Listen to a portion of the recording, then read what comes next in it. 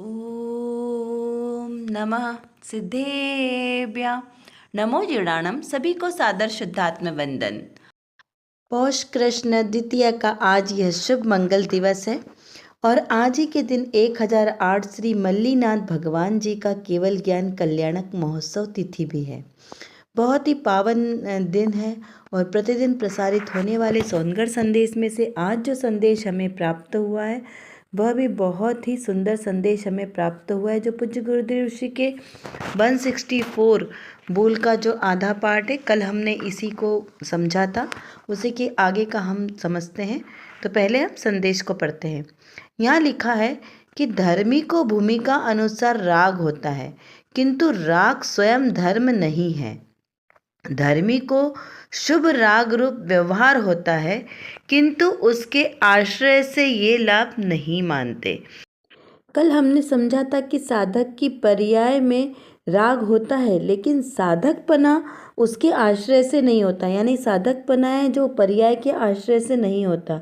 वैसे यहाँ धर्मी की भूमिका अनुसार राग तो होता है, किंतु राग स्वयं धर्म नहीं है। यहाँ पे क्या है, क्योंकि राग क्या है, औदायिक भाव है और वो पर्याय है, तो पर्याय तो होगी भूमिका अनुसार, क्योंकि विभाव भाव है। तो जब आत्मा अपने स्वभाव रूप परिणमित नहीं होगा तो विभाव रूप परिणमित होगा, लेकिन राग स्वयं धर्म नहीं है। जैसे हमने कहा कि शुभ भाव है, वो भी क्या है, राग है। शास्त्र पढ़ने का, पढ़ाने का भाव, लिखने का भाव, ये भी तो राग है ना। प्रशस्त राग, प्रशस्त शुभ भाव है, तो ये राग है, लेकिन इसमें धर्म नहीं मानना। तो यहाँ पर जब धर्म नहीं मानेंगे तो वो क्रिया सही आत्मा के आश्रय से होगी। यदि इस राग भाव में धर्म माना तो इन शुभ की क्रियाओं में ही जीव अटक जाएगा, तो मोक्ष तक नहीं पहुँच सकता। इसलिए यहाँ पे कहा कि धर्मी जीव को भूमिका अनुसार राग तो होगा, क्योंकि जब तक उसको उत्कृष्ट दशा प्राप्त नहीं होगी तब तक वो भूमिका अनुसार दया दान पूजा पाठ आदि भी करेगा, शास्त्र आदि भी लिखेगा, धर्मोपदेश भी होगा, सब कुछ होगा। लेकिन जब उसकी दृष्टि आत्म सम्मुख होगी तब ये चीज़ें सहज छूट जाएगी, छोड़नी नहीं पड़ेगी। क्या कहा, कोई ज़बरदस्ती किसी को छोड़ना नहीं पड़ेगा, सहज ही छूट जाएगा। जैसे हम एक छोटा सा उदाहरण लेते हैं। कोई छोटा बच्चा यदि अपने टीवी गेम में या वीडियो गेम किसी में भी अपने रुचि वाले कार्य में वो निमग्न है, तो वो क्या करता है, उसको बाहर दूसरी चीज़ें सारी उसे छूट जाती। चलो कोई बच्चा पढ़ाई में बहुत इंटरेस्टेड है, तो वो जब अपनी पढ़ाई में लगा होगा, अपने होमवर्क में लगा होगा, तो उसे ना तो खाने की याद रहेगी, ना ही उसे खेलने जाने की याद रहेगी। पीछे से मम्मा उसको आवाज़ लगा रही होगी तो भी वो सुनेगा नहीं। क्यों? क्योंकि उसका कंसंट्रेशन कहाँ है, अपने काम पे। तो जब कोई व्यक्ति तल्लीनता से अपने किसी कार्य में डूबा होता है तब उसे दूसरी चीज़ें का ख्याल नहीं होगा, यानी वो सहज ही इग्नोर हो जाती है। कोई जानबूझकर उसने किसी को इग्नोर नहीं किया, लेकिन सहज इग्नोर हो जाती है। ऐसे ही जब कोई बिजनेस में कोई इम्पोर्टेंट हम काम कर रहे होते हैं, लैपटॉप पे या जो भी काम कर रहे होते हैं, तब हमें बहुत सारी चीज़ें इग्नोर हो जाती। कोई हमें आवाज़ दे रहा है, खाना खाना है, पानी पीना है, कुछ याद नहीं होता। उसी तरीके से जो धर्मी जीव है वो भूमिका अनुसार रागांश करेगा जब तक उसका उपयोग अपनी आत्म सम्मुख नहीं होगा, परंतु उस काल में भी उसको प्रति समय भेद ज्ञान चलेगा कि ये राग भाव है और मैं इस राग भाव से अलग हूँ। जब उसे ये प्रति समय ये भेद ज्ञान चलेगा तभी वो जीव धर्मी कहलाएगा। और जिसको ये प्रति समय भेद ज्ञान नहीं है ना, कि मैं राग मतलब मैं प्रवचन का करता हूँ या फिर मैं बहुत अच्छा भोजन बनाने वाला हूँ, इस प्रकार से अगर किसी को अपनापन उन पर्याय में है तो इसका मतलब कि उसकी दृष्टि नहीं है। इसका ये मतलब नहीं कि आपको बार बार बोल के बताना है कि मैं करता हूँ, करता हूँ, अभोगता हूँ। नहीं, निर्णय एक बार हो जाता है।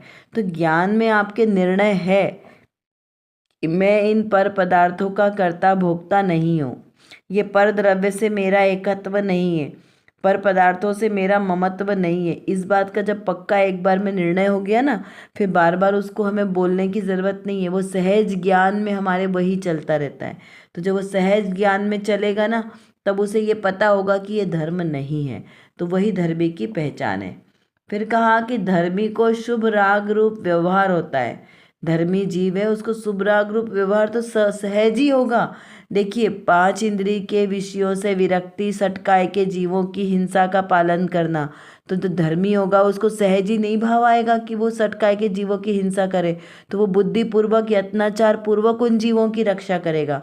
लेकिन अंतर में उसे पता है कि मैं जीवों की रक्षा करने वाला नहीं हूँ, सभी जीव स्वयं सुरक्षित है, मैं अकर्ता स्वभावी हूँ।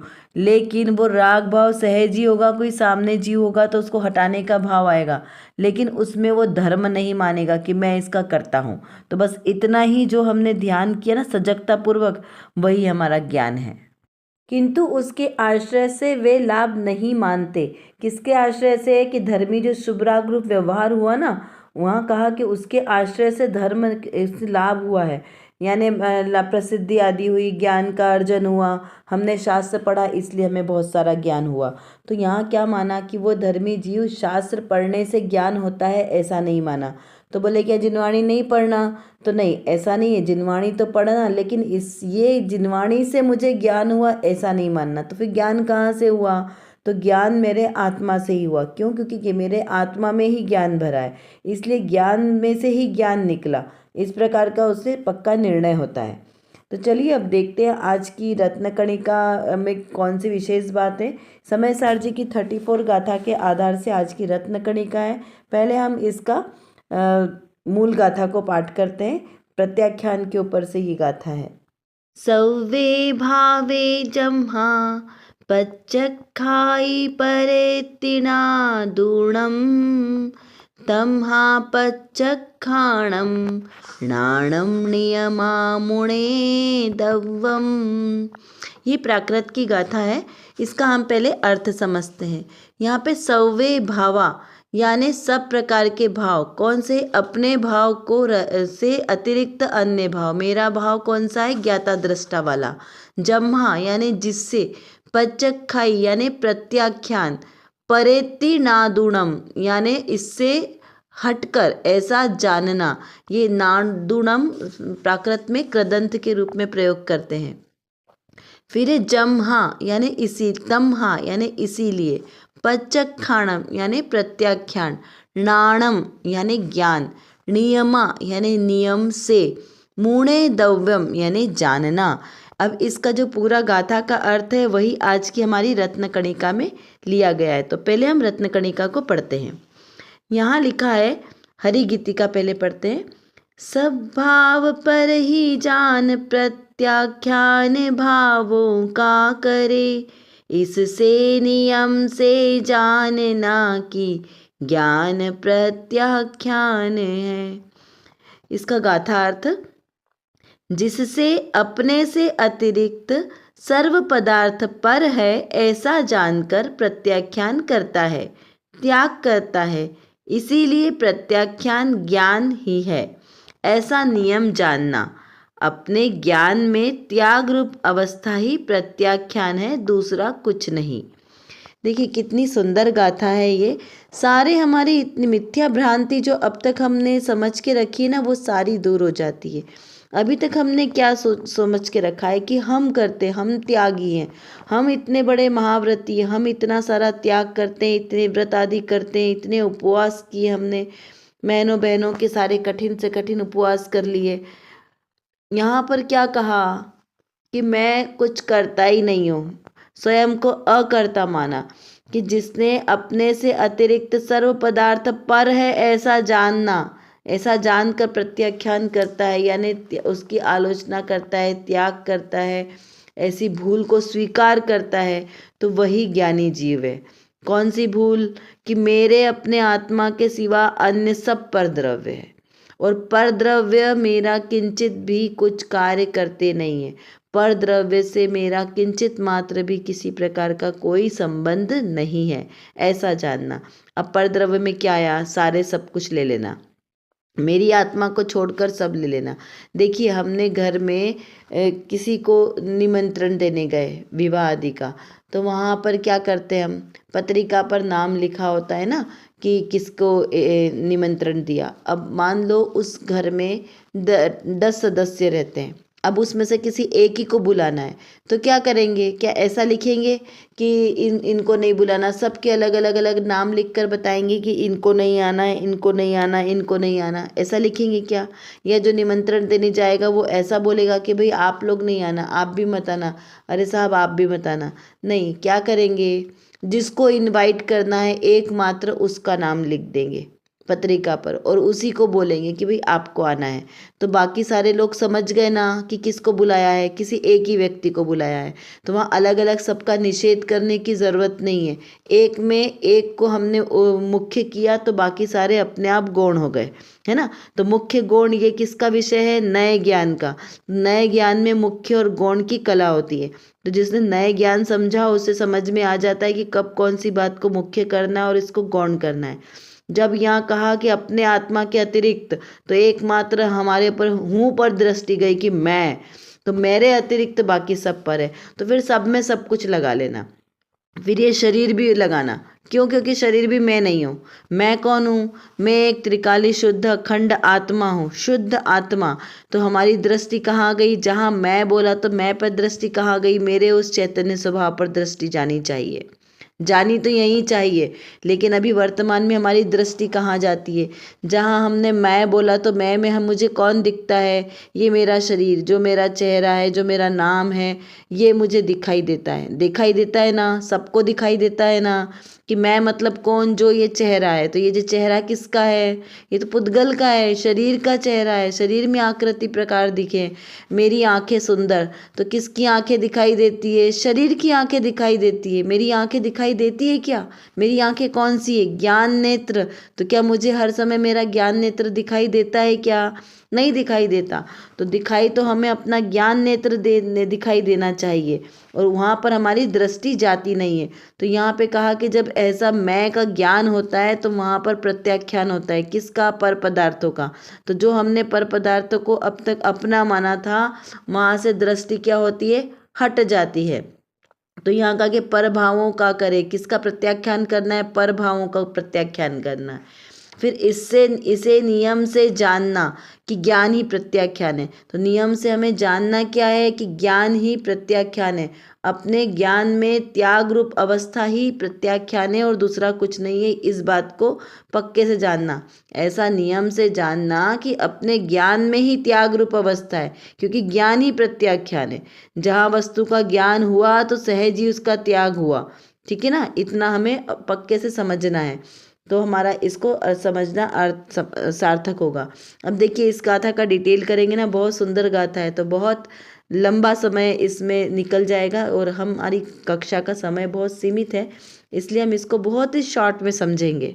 यहाँ इसका अर्थ इतना निकलता है कि प्रत्याख्यान यानी त्याग करना।